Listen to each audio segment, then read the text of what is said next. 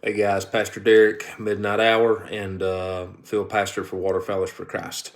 Want to aim this at our men again. If you remember, our last short was It's Okay to Be a Man.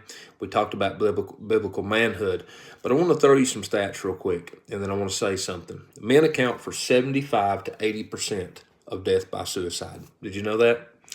The fact of the matter is that in America, in the USA, male deaths represent 79% of suicides, and that amounts to roughly 100 men a day in the US. In the USA, suicide is the second most common cause of death for men under 45. In Canada, the same, second for men under 50. And in the UK, it is the largest cause of death for men under 50 years old. What am I saying?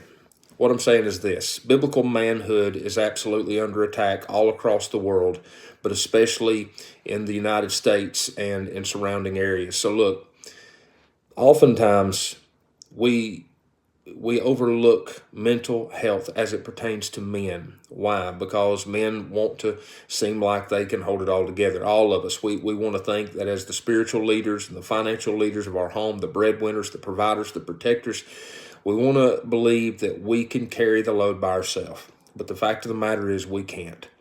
Jesus told us that all those who are heavy laden, those who are burdened, bring them to him and cast our cares on him. See, there's only been one man who could ever carry the load, and that was Christ himself, the perfect Son of God, the one who was God himself and added to himself humanity. He's the only one that could ever do it. We need to be fighting for our men. Guys, we have to fight for one another. Spiritually, physically, financially, in all ways, we have this desire to lead and to protect and to defend.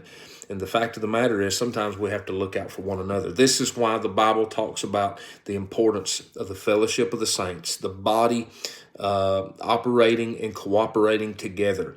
Guys, it's so important that we don't try to stand and do this thing alone. We need to be fighting for our men. We need to be fighting for biblical manhood and the mental health of all of our leaders of our homes. I'm talking about the headship of the house. I'm talking about men. And the only way we can do that is together, edifying and building up the body, continually praying for our men, and the leading of the Spirit in Christ in us, hope of glory. There's so much we could say to this, but I want to encourage you, if there's somebody you know, a guy you know, a boyfriend, a spouse, whatever that looks like, shoot this to them, and let's be praying for the men of America and of the world.